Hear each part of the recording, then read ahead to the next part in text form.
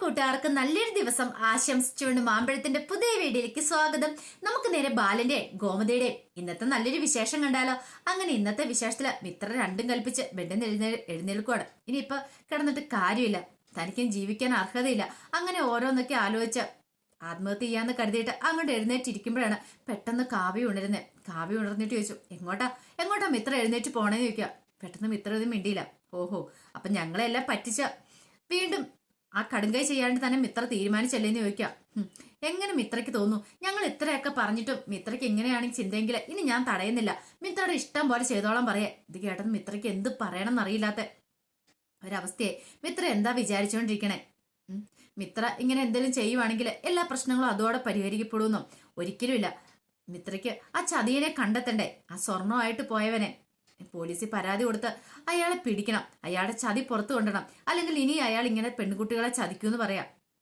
ഇതൊക്കെ കേട്ടിട്ടും മിത്ര അനക്കമുണ്ടായില്ല. പിന്നീട് ചോദിച്ചു, മിത്ര ഒരു കാര്യം ഞാൻ പറയാം, എന്നെ തന്നെ ഒന്ന് ഓർത്ത് വെക്കുക. ഇങ്ങനെയൊക്കെ ചെയ്യാനായിരുന്നെങ്കിൽ എനിക്ക് എമ്പണ്ടേ ചെയ്യായിരുന്നു. ഞാനൊരു അതിജീവിതയാണ്. എന്റെ ജീവിതത്തിലുണ്ടായ സംഭവവികാസങ്ങൾ എന്ന് പറഞ്ഞിട്ടുണ്ടെങ്കിൽ ഒരു പെണ്ണിനും ഉണ്ടാകാത്ത പോലെ ഞാൻ അനുഭവിച്ചിട്ടുണ്ട്. കാരണം ഒന്നല്ല, കുറെ ആൾക്കാരുടെ പീഡനം കൊണ്ട് എന്ത് ചെയ്യണമെന്ന് അറിയില്ലാതെ മരിക്കണമെന്ന് പോലും അറിയത്തില്ലാതെ തകർന്നു പോയ നിമിഷങ്ങളുണ്ട്. പക്ഷെ അവിടുന്നെല്ലാം ഞാൻ കരകയറി വന്നു. എനിക്ക് മരിക്കാൻ ഇഷ്ടമുണ്ടായിരുന്നില്ല. അതുകൊണ്ട് മാത്രം ഞാൻ ജീവിതത്തിലേക്ക് കയറി വന്നേ. എന്നെങ്കിലും എനിക്ക് ഒരിക്കലും ഒരു വെളിച്ചം ഉണ്ടാകുന്ന ഞാൻ പ്രതീക്ഷിച്ചിരുന്നു. അങ്ങനെ വെളിച്ചവുമായിട്ട് കടന്നു വന്ന എന്റെ ശരണേട്ടൻ അറിയാവോ, ഇപ്പോഴെന്റെ ജീവിതം സ്വർഗതുല്യ ജീവിതം. അന്നൊരു പക്ഷെ ഞാൻ ഇങ്ങനെ എന്തെങ്കിലും ചെയ്തിട്ടുണ്ടായിരുന്നെങ്കിൽ എനിക്ക് നീ ജീവിതം കിട്ടില്ലായിരുന്നു. അത് തന്നെ മിത്രയ്ക്ക് സംഭവിക്കാൻ പോകുന്നത്. മിത്ര ധൈര്യമായിട്ടിരിക്കുക. അങ്ങനെ ഒന്നും സംഭവിച്ചിട്ടില്ല മിത്രയ്ക്ക്. മിത്രയ്ക്ക് ഇന്നല്ലെങ്കിൽ നാളെ നല്ലൊരു ജീവിതം കിട്ടും, നല്ലൊരു ഭർത്താവിനെയും കിട്ടും, സുഖമായിട്ട് ജീവിക്കും. മിത്ര വേറെ കടുങ്കയും ചെയ്യണ്ട, വന്ന് കിടക്കാൻ പറയണം. അങ്ങനെ മിത്രനെ പിടിച്ചുകൊണ്ട് കിടത്തുവാണ്. പിന്നീട് കാണിക്കുന്ന പിറ്റേ ദിവസം രാവിലെ തന്നെ ഗോമതി ഡ്രസ്സുകളൊക്കെ ബാഗിനകത്തേക്ക് എടുത്തു വെക്കണം. അപ്പൊ മീനാക്ഷി ആരിനും കൂടെയുണ്ട്. ഈ സമയം ഗോമതി പറഞ്ഞു, എന്ത് ചെയ്യാനാ, ഇങ്ങനൊരു അവസ്ഥയായിപ്പോയി. അല്ലെങ്കിൽ ഗുരുവായൂരപ്പന്റെ അടുത്ത് ഭജന ഇരിക്കുന്ന പൂർത്തിയായിട്ട് പോയാൽ മതിയായിരുന്നു പറയാം. ഈ സമയം മീനാക്ഷി പറഞ്ഞു, ഇനിയിപ്പൊ അമ്മ അതിനെക്കുറിച്ചൊന്നും പറഞ്ഞ് ടെൻഷൻ അടിക്കണ്ട. ആരിനും പറഞ്ഞു, ശരിയാ, ഇനിയിപ്പൊ കുഴപ്പമില്ല. പെട്ടെന്ന് തന്നെ ഗോമതി പറഞ്ഞു, എനിക്ക് ചെന്ന് കഴിഞ്ഞ ഉടനെ ആദ്യം കാണുന്ന അനന്തേട്ടനെ ആദ്യം ഞാൻ അങ്ങോട്ടേ പോളൂ. അനന്തേട്ടനെ കണ്ടതിന് ശേഷം ഞാൻ വീട്ടിലേക്ക് പോലും കയറത്തുള്ളൂ. എനിക്കാണെങ്കിൽ എന്റെ നെഞ്ചു പൊടിയുന്ന വേദന അനുഭവപ്പെടുന്നത്. എത്രയും പെട്ടെന്ന് അവിടെയും ചെന്നാൽ മതി, എല്ലാവരും ഒന്ന് കണ്ടാൽ മതി. നിങ്ങൾക്ക് തോന്നുമായിരിക്കും ഇത്ര ശത്രുതയായിട്ടിരുന്നിട്ട് എങ്ങനെയായിരുന്നു. പക്ഷേങ്കില് സ്വന്തം രക്തമല്ലേ. എനിക്ക് അനന്തേട്ടൻ എന്തെങ്കിലും സംഭവിച്ചെന്ന് അറിഞ്ഞിട്ടുണ്ടെങ്കിൽ എനിക്ക് അതിനെക്കുറിച്ച് ചിന്തിക്കാൻ പോലും പറ്റില്ലെന്ന് പറയാം. എന്നാ ശരി, നമുക്ക് ഇറങ്ങാമെന്ന് പറയാണ്. ഈ സമയം മീനാക്ഷി പറഞ്ഞു, അല്ല ജാനകിയമ്മയുടെ ഒക്കെ ഒന്ന് പറഞ്ഞിട്ട് വേണ്ടേ പോകാൻ നിൽക്കും. ശരി, പറഞ്ഞിട്ട് പോകാന്ന് പറയണം. അങ്ങനെ അവര് അങ്ങോട്ട് മുറിയിലേക്ക് ചെല്ലാനിടങ്ങ് ചെല്ലുവാണ്. ഈ സമയത്ത് ജാനകിയമ്മേനെ വിളിച്ചു കഴിഞ്ഞാൽ പെട്ടെന്ന് ശരൺ വന്ന് വാതിൽ തുറന്നു. അല്ല എന്താന്ന് ചോദിക്കാണ്. അല്ല അമ്മേനെ ഒന്ന് കാണാൻ വേണ്ടി വന്ന, ഞങ്ങൾ ഇറങ്ങുവാന്ന് പറയണം. ഇറങ്ങുവോ? അപ്പൊ നിങ്ങൾ കുറച്ചു ദിവസം ഭജന ഇരിക്കുന്നുണ്ടെന്ന് പറഞ്ഞിട്ട് ഭജന ഇരിക്കാൻ വേണ്ടി വന്നാ, പക്ഷെ ഇപ്പോഴും ഇരിക്കുന്നില്ല, ഞങ്ങൾ പോയേക്കുക, കുറച്ച് അത്യാവശ്യമായ കാര്യങ്ങളുണ്ട്. അപ്പൊ അമ്മേനെ കണ്ടൊന്ന് യാത്ര പറയാനായിട്ട് വന്നാന്ന് പറയണം. അയ്യോ അമ്മ ഇല്ലല്ലോ, അമ്മ ക്ഷേത്രത്തിൽ പോയല്ലോ എന്ന് പറയാം. എന്നാ ഒരു കാര്യം ചെയ്യാം, ആന്റിക്ക് ഇങ്ങോട്ട് കയറി വാ, അകത്ത് കയറി വന്നിരിക്കാൻ പറയാണ് കാവ്യ. ഈ സമയത്ത് മിത്ര അകത്തുണ്ട്. പെട്ടെന്ന് തന്നെ ആര്യ പറഞ്ഞു, അയ്യോ അത് വേണ്ട, ഇനിയിപ്പോ ഇവിടെ ഇരുന്നിട്ടുണ്ടെങ്കിൽ സമയം പോവും, ബസ് ലേറ്റ് ആവും, അതുകൊണ്ട് അത് ശരിയാകത്തില്ല. മീനാക്ഷി ഒരു കാര്യം ചെയ്യാം, നമുക്ക് ഫോൺ വിളിച്ച് പറയാന്ന് പറയണം. എന്നാ ശരി, ഞങ്ങൾ ഫോൺ വിളിച്ച് അമ്മയോട് പറഞ്ഞോളാം കാര്യങ്ങളൊക്കെ. എന്നാൽ ഞങ്ങൾ ഇറങ്ങട്ടെ എന്ന് ചോദിക്കാം. ഈ സമയത്ത് മിത്രയോട് കാവ്യ പറഞ്ഞു, എനിക്കും കുറെ കാര്യങ്ങളൊക്കെ പറയാനുണ്ടെന്ന് പറയണം, ഫോൺ വിളിക്കാൻ പറയാന്ന് പറയണം. ശരിയെന്ന് പറഞ്ഞ് അങ്ങനെ അവര് യാത്ര പറഞ്ഞ് പോവാണ്. ഈ സമയം അകത്തേക്ക് എന്ന് കഴിഞ്ഞപ്പം ശരൺ പറഞ്ഞു, അമ്മയല്ലായിരുന്നു വന്നത് അടുത്ത റൂമിൽ താമസിക്കുന്നവരാ, അവരിവിടെ ഭജന ഇരിക്കാൻ വന്നാ, അവരങ്ങനെ തിരിച്ചു പോവാന്ന് പറയണം. അമ്മേനെ കണ്ട് അങ്ങനെ യാത്ര പറയാൻ വന്നാന്ന് പറയണം. ശരിയെന്ന് പറഞ്ഞിട്ട് അവരോടൊപ്പം മിത്ര ഇരിക്കണം. മിത്രയ്ക്ക് അറിയത്തില്ല പുറത്തു വന്ന ആരാ എന്താണെന്നുള്ള കാര്യം. അങ്ങനെ പോകുന്ന സമയത്ത് ഗുരുവായൂരപ്പന്റെ അവരോട് പോകുന്ന സമയത്ത് ഗോമതി പ്രാർത്ഥിക്കുക, എൻ്റെ ഭഗവാനെ ഇവിടെ വന്നു കഴിഞ്ഞപ്പോൾ ഒത്തിരി പ്രതീക്ഷയോടുകൂടിയാണ് വന്നത്. എൻ്റെ മിത്രമോൾക്ക് അവർ നല്ല ജീവിതം കിട്ടുമെന്നൊക്കെ പ്രാർത്ഥിച്ചിട്ട് വന്ന, പക്ഷെ എന്ത് ചെയ്യാനാ, എല്ലാം തകർന്നു പോയില്ലേ. പിന്നെ ഭഗവാൻ അറിയാലോ എൻ്റെ അവസ്ഥ എന്താന്ന്.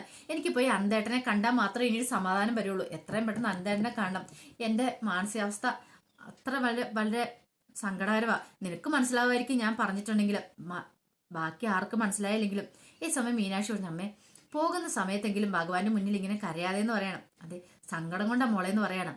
എന്നാ ശരി, ഇന്ന് പെട്ടെന്ന് നടക്കാൻ പറയണം. അങ്ങനെ നടക്കുന്ന സമയത്താണ് ജാനകി ക്ഷേത്രത്തിൽ നിന്ന് ഇങ്ങോട്ട് വരുന്നുണ്ട്. പെട്ടെന്ന് ചോദിച്ചാൽ അല്ല നിങ്ങളിത് എങ്ങോട്ടാന്ന് ചോദിക്കും. ഞങ്ങൾ പോയേക്കോ ജാനിയടുത്തി എന്ന് പറയണേ. ആ എന്താ ഇത്ര പെട്ടെന്ന് പോണേ? പോകുന്ന കാര്യത്തെക്കുറിച്ചൊന്നും പറഞ്ഞു പോലുമില്ല. അല്ല ഞാൻ പറഞ്ഞില്ലേ എൻ്റെ ആങ്ങളയുടെ മോളുടെ കാര്യമൊക്കെ അവിടെ വല്ലാത്ത പ്രശ്നങ്ങളൊക്കെയാ, അതുകൊണ്ട് ഞങ്ങൾക്ക് എത്രയും പെട്ടെന്ന് അങ്ങോട്ട് ചെല്ലണമെന്ന് പറയാം. ഈ സമയമാണ് ആര്യൻ്റെ ഫോൺ ബെല്ലടിക്കുന്നത്. ആര്യൻ്റെ ഫ്രണ്ട്സാണ് വിളിക്കുന്നത്. എടാ മിത്രയുടെ ഫോട്ടോ ഉണ്ടോയെന്ന് ചോദിക്കണം. അയ്യോ മിത്രയുടെ ഫോട്ടോയോ? എൻ്റെ കയ്യിലില്ല, ഒരു കാര്യം ചെയ്യാം, ഞാനത് ഇപ്പം തന്നെ നോക്കട്ടെ, എവിടെയെങ്കിലും ഉണ്ടെങ്കിൽ ഞാൻ അയച്ചു തരാമെന്ന് പറയണം. കാരണം മിത്രനെ എവിടെയെങ്കിലും അന്വേഷിക്കാൻ പറ്റുമോയെന്ന് എല്ലാവരും അന്വേഷിച്ചുകൊണ്ടിരിക്കുവാണല്ലോ.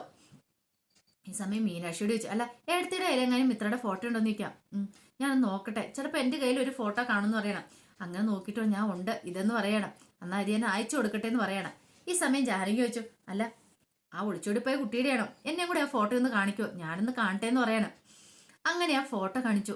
പെട്ടെന്ന് ഒരു നിമിഷം ഇങ്ങനെ എന്ത് ചെയ്യണമെന്ന് അറിയാൻ ഞെട്ടിത്തെരിച്ചിരിക്കുകയാണ്. ഇവളാണോ എന്ന് ചോദിക്കുകയാണ് നിങ്ങളുടെ മിത്ര. അതേന്ന് പറയണം. പെട്ടെന്ന് ജാനകി പറഞ്ഞു ബാ ഇങ്ങോട്ട് വരാൻ പറയാണ്. ഗോവിന്ദനെ കയ്യെ പിടിച്ചിട്ട് എന്താ? അതെ നിങ്ങൾ റൂമിലേക്ക് വാ, ഞാൻ പറയാന്ന് പറയണം. എന്താ കാര്യം?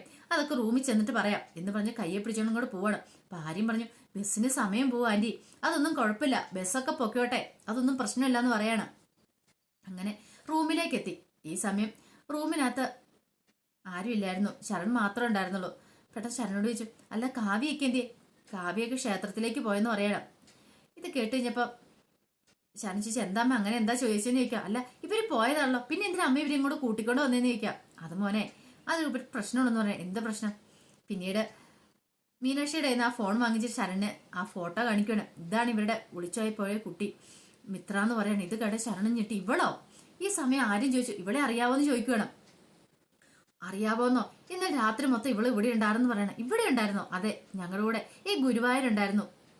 ഇത് കേട്ടതും ഗോമതിക്കും മീനാക്ഷിയും ഒക്കെ ഒരു നിമിഷം ഒരു ഞെട്ടലായിരുന്നു. കാരണം മിത്ര ഇവിടെ ഉണ്ടാകുന്ന സ്വപ്നത്തിൽ പോലും പ്രതീക്ഷ കാര്യമല്ല. അല്ല എന്താ ജാനിയടുത്ത് നിങ്ങൾ ഈ പറയണേ? പിന്നീട് ജാനകി ആ കാര്യങ്ങളൊക്കെ പറയാണ്. മിത്രനെ ആദ്യം ഇവിടെ വെച്ച് കണ്ടുമുട്ടിയത്, മിഥുനെ അവളെ ഉപദ്രവിക്കാൻ ശ്രമിച്ചത്, അങ്ങനെ ഓടിയത്, പിന്നെ താൻ ചെന്ന് കാര്യങ്ങളൊക്കെ ചോദിച്ചത്, അപ്പൊ തന്നെ മുറിയിൽ നിന്ന് ഇറക്കി വിട്ടത്, എല്ലാ കാര്യങ്ങളും ഇങ്ങനെ പറയുവാണ്. എല്ലാം കേട്ട് കഴിഞ്ഞപ്പം ഗോമതി അങ്ങ് കരയാൻ തുടങ്ങി. ഈ സമയം ശരൺ പറഞ്ഞു അത് മാത്രമല്ല മിത്രനെ ഭീഷണിപ്പെടുത്തി വെച്ചിരിക്കുകയാണെങ്കിൽ അവന് കല്യാണം നടന്നിട്ടുണ്ടെങ്കിൽ അവനും അല്ല അവളും വിവേകമായിട്ടുള്ള കല്യാണം നടന്നിട്ടുണ്ടെങ്കിൽ അവൻ തീ കൊളുത്തി ആത്മഹത്യ ചെയ്യുമെന്ന് പറഞ്ഞു. അത് മാത്രമല്ല സ്വസ്ഥമായിട്ട് ജീവിക്കാൻ സമ്മതിക്കില്ലെന്നൊക്കെ പറഞ്ഞു. അങ്ങനെ ശരിക്കും പറഞ്ഞിട്ടുണ്ടെങ്കിൽ മിത്രനെ പെടുത്തി വെച്ചിരിക്കുകയായിരുന്നു. മിത്രയ്ക്ക് ഒന്നും ചെയ്യാൻ പറ്റില്ലായിരുന്നു. അതുകൊണ്ട് മിത്ര ആരോടൊന്നും പറയാതെ ആരോടെങ്കിലും എന്തെങ്കിലും തുറന്നു പറഞ്ഞിട്ടുണ്ടെങ്കിൽ അവളെ കൊല്ലൂന്ന് വരെ ഭീഷണിപ്പെടുത്തി വെച്ചിരിക്കുമായിരുന്നു. പാവ ആ പെങ്കൊച്ച് ആകെപ്പാടെ സങ്കടത്തിലായിരുന്നു. അതിന് എന്ത് ചെയ്യണമെന്ന് അറിയില്ലായിരുന്നു. ഇത് കേട്ടപ്പം ആര്യം പറഞ്ഞു ഞാൻ അന്നേ അവളോട് പറഞ്ഞ അവനൊരു പക്ക ഫ്രോഡാന്നുള്ള കാര്യം. ഈ സമയത്ത് ശരൺ പറഞ്ഞു അത് മാത്രമല്ല കുറെ സ്വർണ്ണമൊക്കെ അടിച്ചു മാറ്റിക്കൊണ്ട് പോന്നിട്ടുണ്ടായിരുന്നു. അതെല്ലാം കൂടെ എന്ത് ചെയ്തു? അവൻ അടിച്ചു മാറ്റിക്കൊണ്ട് പോയി. ശരിക്കും പറഞ്ഞ മിത്രയല്ല എടുത്തോണ്ട് വന്നേ. മിത്ര അറിയാതെ മിഥുൻ അത് അടിച്ചു മാറ്റിക്കൊണ്ട് വന്നതാ. അവൻ ആ സ്വർണം കൊണ്ടാ മുങ്ങിയിരിക്കുമെന്ന് പറയാം. ഇത് കേട്ടതും ഗോമതി പറഞ്ഞു എനിക്കിപ്പം മിത്രനെ കാണണമെന്ന് പറയാം. ഈ സമയം ജാനകി പറഞ്ഞു അതെ മിത്രമോൾ ക്ഷേത്രത്തിൽ പോയിക്കൊണ്ടൊന്നും വന്നോട്ടെ, വേണ്ട എനിക്കിപ്പൊ കാണണമെന്ന് പറയണം, ഒരേ നിർബന്ധം. ഗോമതിയൊക്കെ പിന്നെ ക്ഷേത്രത്തിലേക്ക് അങ്ങോട്ട് പോവാ. ഈ സമയത്ത് മിത്രയും കാവ്യയും കൂടെ അങ്ങനെ ഭഗവാനും പ്രാർത്ഥിച്ചിട്ട് ഇങ്ങോട്ട് തിരിയുവാണ്. തിരിഞ്ഞിങ്ങോട്ട് ഇറങ്ങി വരുമ്പോഴാണ് ആ കാഴ്ച കാണുന്നേ, അപ്പച്ചീനെ കാണുന്നേ. അങ്ങനെ ഗോമതിയെ കണ്ട ഉടനെ എന്ത് ചെയ്യണം? മിത്ര അപ്പച്ചി എന്ന് പറഞ്ഞ് ഓടി വന്ന് അങ്ങോട്ട് കെട്ടിപ്പിടിച്ച് പൊട്ടി കരയുവാണ്. കുറെ സമയം കരഞ്ഞു കഴിഞ്ഞപ്പോഴത്തേനും ഗോമതി അങ്ങോട്ട് തള്ളി അങ്ങോട്ട് മാറ്റി. എന്നിട്ട് ഇപ്പൊ നിനക്ക് സന്തോഷമായില്ലേ എന്ന് ചോദിക്കണം. ഒരു അപ്പച്ചി എന്ന് പറഞ്ഞ ആൾ വിളിച്ചോണ്ട് വന്നിരിക്കുന്നു, നീ എന്ത് പരിപാടിയെ മിത്ര കാണിച്ചെന്ന് ചോദിക്കാം. അപ്പച്ചി ഞാൻ എന്നാലും ഈ ചതിയുണ്ടല്ലോ ഇത് ഒരിക്കലും പൊറുക്കാൻ പറ്റില്ലെന്ന് പറയണം. അപ്പച്ചി ഇങ്ങനെയൊന്നും പറയില്ലേ, പിന്നെ എങ്ങനെ പറയണം? ഒരു കുടുംബത്തെ മൊത്തം ചതിച്ച് നിന്റെ അച്ഛനെ അമ്മേനെ എല്ലാം ചതിച്ചിട്ട് നീ ഇറങ്ങി വന്നല്ലേ, അവർക്ക് എങ്ങനെ സഹിക്കാൻ പറ്റൂത്? നീ അവരെ കുറിച്ച് ചിന്തിച്ചോ? ഒരുത്തൻ്റെ കൂടെ ഇറങ്ങി വന്നു കഴിഞ്ഞപ്പം അത് മാത്രമല്ല എൻ്റെ ഏട്ടൻ കഷ്ടപ്പെട്ടുണ്ടാക്കിയ സ്വർണ്ണമൊക്കെയാ, അത് ഒരു നിമിഷം വല്ലവരും കൊണ്ടുപോയില്ലാതെ. നീ ഇതിനെക്കുറിച്ചൊക്കെ ചിന്തിച്ചോ? എപ്പോഴും നിന്റെ ഇഷ്ടം മാത്രമേ നിനക്ക് പ്രധാനമല്ലേന്ന് ചോദിക്കാം. ഇത് കേട്ട് കഴിഞ്ഞപ്പം മിത്രയ്ക്ക് എന്ത് മറുപടി പറയുന്ന തരത്തില്ല. ഒരു കാര്യം ഞാൻ പറഞ്ഞേക്കാം, നിന്നോട് എനിക്ക് ഒരിക്കലും ക്ഷമിക്കാൻ പറ്റില്ലെന്ന് പറയണം. ഇത് കേട്ടത് മീനാക്ഷി പറഞ്ഞു അമ്മ എന്തൊക്കെയാ പറയണമെന്ന് ചോദിക്കാം. അതെ ഞാൻ ഇവളോട് ക്ഷമിക്കത്തില്ല, ഇവൾ അമ്മാതിരി കാര്യമല്ലേ ചെയ്തേ, എൻ്റെ ഏട്ടനെ എൻ്റെ കുടുംബത്തിനെയും കല്യാണത്തിന് വിളിച്ച എല്ലാവരുടെ മുന്നിൽ അവരെ എല്ലാം നാണം കെടുത്തിയില്ലേ, പിന്നെ ഇവളെ എങ്ങനെയാ ക്ഷമിക്കും? നിന്നോട് എനിക്ക് മാപ്പില്ല എന്ന് പറയണം. ഇത് കേട്ടതും ജാനി പറഞ്ഞു എന്താ ഗോമതി ഇങ്ങനെയൊക്കെ പറയണേ? ഇങ്ങനെയല്ല പിന്നെ ഞാനിവളോട് എങ്ങനെ പറയണ്ടേ? എനിക്ക് ഇങ്ങനെ പറയാനേ അറിയത്തുള്ളൂ. എൻ്റെ കൺമുന്നിൽ പോലും നിന്നെ കണ്ടുപോരുത്, അറിയാവോ? നിനക്ക് വേണ്ടിയിട്ട് ഞാൻ ഒത്തിരി പ്രാർത്ഥിച്ചിട്ടുണ്ട്, പക്ഷേ എങ്കിൽ വെറുതെ ആയി പോയല്ലോ അതൊക്കെയെന്ന് പറയണം. പെട്ടെന്ന് മിത്ര പറഞ്ഞു എന്നോട് ക്ഷമിക്കപ്പച്ചി, എനിക്ക് അറിയില്ലായിരുന്നു അവനിങ്ങനെ ചതിയനാന്നുള്ള കാര്യം. നിനക്ക് അറിയില്ലായിരുന്നല്ലേ? നിനക്കൊന്നും അറിയത്തില്ലായിരുന്നല്ലേ? നീ കുഞ്ഞു വെച്ചാണല്ലോ, ഞാൻ വിചാരിച്ചു നിനക്ക് ബുദ്ധിക്ക് വല്ല കുഴപ്പമാണ്. ഇപ്പം എനിക്കൊരു കാര്യം മനസ്സിലായി, നിനക്ക് തലച്ചോറും കൂടെ ഇല്ലെന്ന് മനസ്സിലായി. ഈ സമയം മീനാക്ഷി പറഞ്ഞു, എന്താ അമ്മേ, അമ്മ എന്താ ഇങ്ങനെയൊക്കെ പറയണേ? ഇങ്ങനെയൊന്നും പറയില്ല, ആൾക്കാരൊക്കെ ശ്രദ്ധിക്കുന്നുണ്ടെന്ന് പറയണം. ഈ സമയം ഗോമതി നിങ്ങോട് വരാൻ പറയണം. ആ കയ്യെല്ലാം കൂടെ കയറി പിടിക്കാൻ തുടങ്ങണം. ഇല്ല ഞാൻ വരുന്നില്ല, ഞാൻ ഒരിടത്തേക്കും വരുന്നില്ല, മര്യാദക്ക് എൻ്റെ കൂടെ വന്നോണെന്ന് പറയാ. ഇല്ല ഞാൻ വരത്തില്ല എന്ന് പറയണം. നീ എൻ്റെ കൂടെ വരത്തില്ലല്ലേ, നിന്നെ കൊണ്ടാൻ എനിക്കറിയാം എന്ന് പറയുമല്ല. ആ കൈ നിർത്തി ഒറ്റ ഒരെണ്ണം മിർത്തയുടെ കവളത്ത് അങ്ങോട്ട് കൊടുക്കണം. വാടിയെന്ന് പറയണം ഇങ്ങോട്ട്. നിന്നെ കൊണ്ടാൻ എനിക്കറിയാം, നിന്റെ അപ്പച്ചിയാണ് നിന്നെ കൊണ്ടുപോയിക്കുമെന്ന് പറഞ്ഞിട്ട് നേരെ കയ്യെ പിടിച്ചുകൊണ്ട് അങ്ങോട്ട് പോവാണ്. പിന്നീട് കാണിക്കുന്ന റൂമിലേക്കാണ് കൊണ്ടുപോകുന്നത്. അവിടെ കൊണ്ട് നിർത്തിയിട്ട് പറഞ്ഞു, എന്നാലും നിനക്ക് എങ്ങനെ ഇങ്ങനെ ചെയ്യാൻ തോന്നി? നീ ഒരു വാക്കെങ്കിലും ഈ അപ്പച്ചിയോടെങ്കിലും പറയായിരുന്നു. അതെ, നിന്നെ ഞാൻ അത്രമാത്രം സ്നേഹിച്ചിരുന്നു അറിയാവോ. രണ്ട് കുടുംബക്കാരും തമ്മിൽ അത്രമാത്രം ശത്രുതയായിരുന്നു. ജാനകിയോട് പോയി പറയാ, മിണ്ടത്തില്ലായിരുന്നു, നേർക്ക് നേരെ നോക്കിയാൽ അടിയായിരുന്നു. പക്ഷേങ്കിൽ ആ കുടുംബത്തിൽ ഒരാളെ ഞാൻ ഒത്തിരി അധികം എൻ്റെ ജീവൻ തുല്യം സ്നേഹിച്ചിരുന്നു.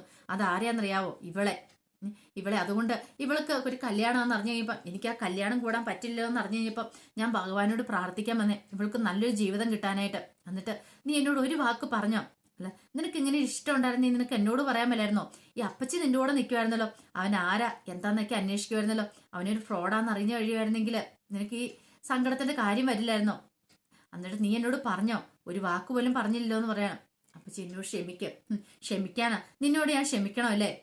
അതെ, നിന്നെ അത്ര സ്നേഹിച്ചു പോയി. നിന്നെ കുഞ്ഞുനാള് മുതൽ എനിക്ക് അത്ര കാര്യമായിരുന്നു. നീ അടുത്തില്ലെങ്കിലും കയ്യെത്തും ദൂരത്തുണ്ടല്ലോ എന്നൊരു സമാധാനം ഉണ്ടായിരുന്നു.